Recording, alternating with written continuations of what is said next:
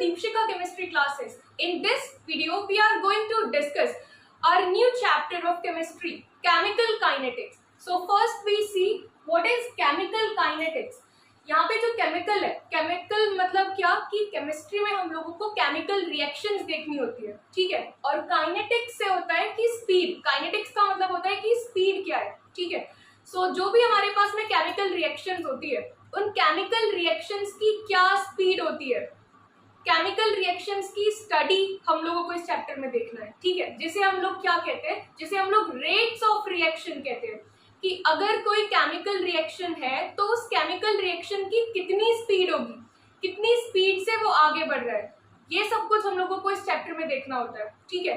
अगर कोई chemical reaction है तो उस केमिकल रिएक्शन में कौन कौन से फैक्टर्स है जो अफेक्ट कर रहे हैं, लाइक टेम्परेचर, प्रेशर, कैटलिस्ट, ऐसे और भी है जो कि किसी केमिकल रिएक्शन को अफेक्ट करते हैं, उसकी स्पीड को अफेक्ट करते हैं, ठीक है। और किस पाथ के थ्रू होती हुई हमारी केमिकल रिएक्शन आ रही है, what is the mechanism of that reaction, कि अगर कोई केमिकल रिएक्शन है तो उसका क्या मैकेनिज्म है, इन सब की स्टडी हम लोगों को देखना है इस चैप्टर में, ठीक है। सो केमिकल काइनेटिक्स जो होता है, it is the branch of chemistry, the branch of chemistry which deals with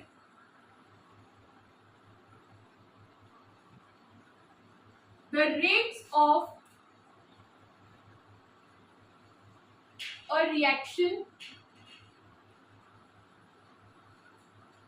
factors affecting rate of reaction,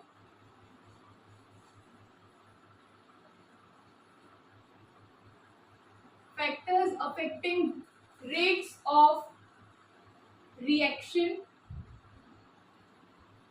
and the mechanism by which the reaction proceeds.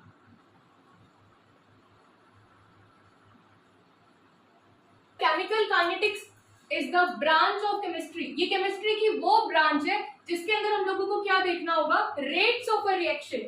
Rates of reaction मतलब speed of a reaction, कौन कौन से factors हैं जो उस rate of reaction को affect कर रहे हैं, और किस पाथ के थ्रू मतलब किस मैकेनिज्म के थ्रू ये रिएक्शन कंप्लीट हो रहा है, इन सब की स्टडी हम लोगों को देखना पड़ता है इस चैप्टर में, इन केमिकल काइनेटिक्स। क्योंकि यहाँ पर हम लोग रिएक्शन की स्पीड की बात कर रहे हैं, तो जो रिएक्शन की स्पीड होती है वो फास्ट भी हो सकती है, बहुत ज्यादा स्लो भी हो सकती है, और ना ज्यादा स्लो और ना ज्यादा फास्ट भी हो सकती है, ठीक है। इसकी तीन पॉसिबिलिटीज बनती है।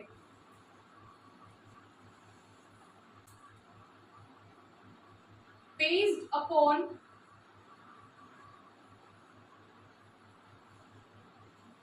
their rates, the various chemical reactions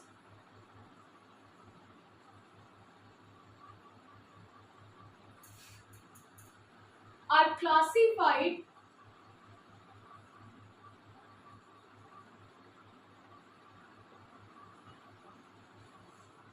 into the following three types.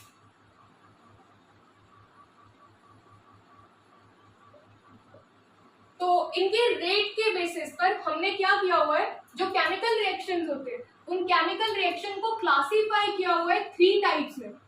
So first we discuss its first type, instantaneous reactions. First is instantaneous reaction, or we can say very fast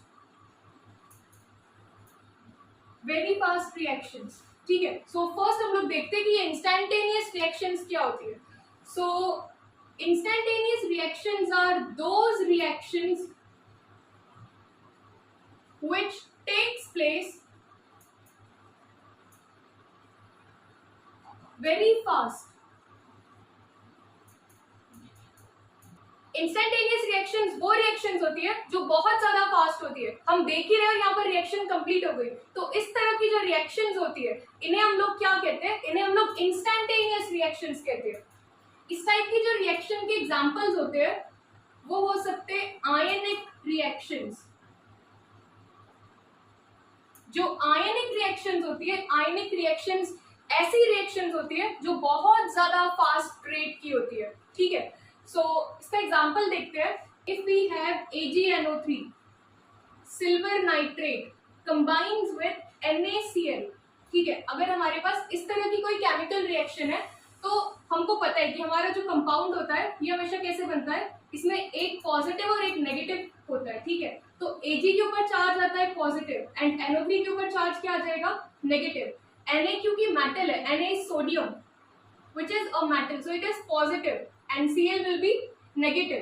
तो यहाँ पर क्या होगा कि जो Ag positive रहेगा वो किसके साथ में कंबाइन होगा, एक का पॉजिटिव दूसरे के नेगेटिव के साथ कंबाइन होकर यहाँ पे क्या बनाएगा, AgCl प्लस NaNO3। तो यहाँ पे हमारा जो प्रोडक्ट बना है वो क्या बन जाएगा, AgCl प्लस NaNO3। इस तरह से आयनिक रिएक्शंस होती है। If we have a base NaOH and if it combines with an acid HCl, ठीक है। तो NaOH जब कभी भी HCl के साथ में कंबाइन होगा तो क्योंकि Na पर चार्ज पॉजिटिव होता है और OH क्या होता है, negative, H is positive and Cl is negative, then Na combines with Cl and it will form NaCl plus NaCl क्योंकि Na पर पॉजिटिव और Cl पर नेगेटिव चार्ज है तो यहाँ पर NaCl बन जाएगा। और अब बचा हुआ क्या है यहाँ पे, H2O, क्योंकि H पॉजिटिव और OH नेगेटिव है, सो यहाँ पे क्या हो जाएगा, इस तरह से H2O बन जाएगा। और वैसे भी we know it already that when a base reacts with an acid then it will form salt and water। एक लास्ट एग्जांपल देखते हैं। If we have BaCl2, अगर BaCl2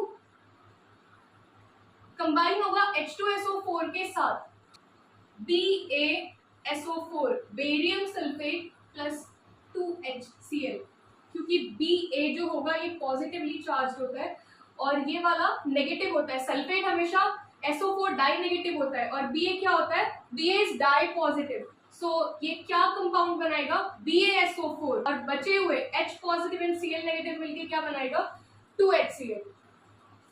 second type of reaction is very slow reaction,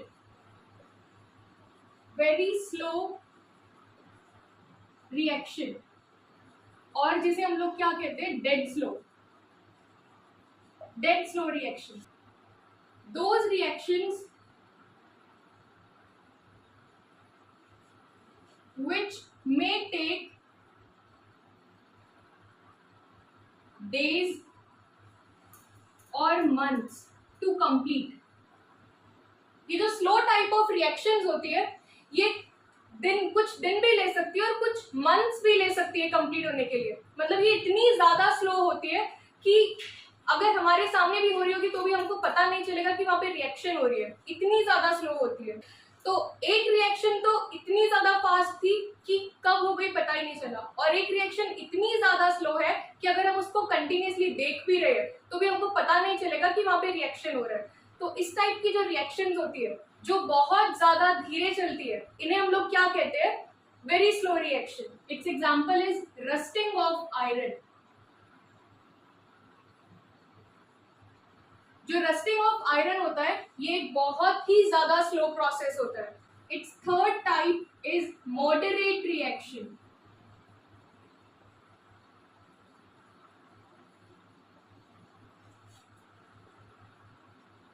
Those reactions which are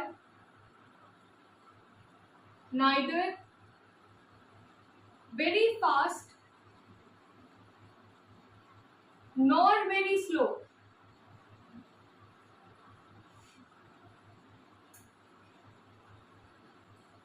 but take place at moderate speed। इस type की जो reactions होती है ना वो बहुत ज्यादा फास्ट होती है और ना बहुत स्लो होती है, ठीक है, बिल्कुल मॉडरेट स्पीड पे होती है। इसके कुछ एग्जांपल्स देख लेते हैं हम लोग। First example is hydrolysis of sucrose. जो सुक्रोज होता है, सुक्रोज को हम लोग क्या कहते हैं, केन शुगर। इसका जब हम लोग हाइड्रोलिसिस करेंगे एसिडिक मीडियम में, तो वो जो रिएक्शन होती है उसे हम लोग क्या कहते हैं, moderate reactions. Molecular formula of sucrose is C12H22O11। इसका जब क्योंकि हाइड्रोलिसिस करना है, so it will react with water but in acidic medium. इसके अंदर एसिडिक मीडियम रिक्वायर्ड होता है, विच इज वेरी इंपॉर्टेंट। ठीक है, तो जैसे ही एसिडिक मीडियम में हम लोग सुक्रोज का हाइड्रोलिसिस करेंगे, then this sucrose will split up into C6H12O6 plus C6H12O6। अब यहाँ पर क्या होता है, जो सुक्रोज होता है, सुक्रोज का जब हम लोग एसिडिक मीडियम में हाइड्रोलिसिस करते हैं, then it will split up into glucose and fructose। ये ग्लूकोज और फ्रक्टोज में चेंज हो जाता है। ठीक है, यहाँ पे ये जो ग्लूकोज है, ग्लूकोज और फ्रक्टोज दोनों का मॉलिक्यूलर फॉर्मूला बिल्कुल सेम होता है, लेकिन ग्लूकोज में एक डिफरेंट फंक्शनल ग्रुप होता है एंड फ्रक्टोज में डिफरेंट फंक्शनल ग्रुप होता है। तो इसीलिए ये जो सुक्रोज होता है ये डाइसेकेराइड होता है। ठीक है, क्योंकि ये दो मोनोसेकेराइड्स में स्प्लिट होता है, मतलब दो शुगर यूनिट में स्प्लिट हो रहा है। First is glucose and second is fructose. Its second example is hydrolysis of ethyl acetate।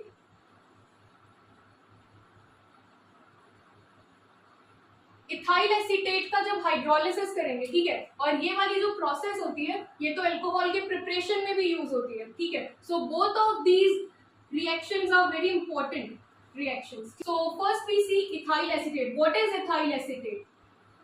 तो इथाइल एसीटेट का जो फॉर्मूला होता है इट इज CH3COOC2H5। यहाँ पे क्या हो जाएगा, C2H5 is your ethyl and CH3COO negative को हम लोग क्या कहते हैं, एसीटेट आयन। तो जब एसीटेट आयन इथाइल के साथ में कंबाइन होगा तो ये क्या बनाएगा, then it will form ethyl acetate.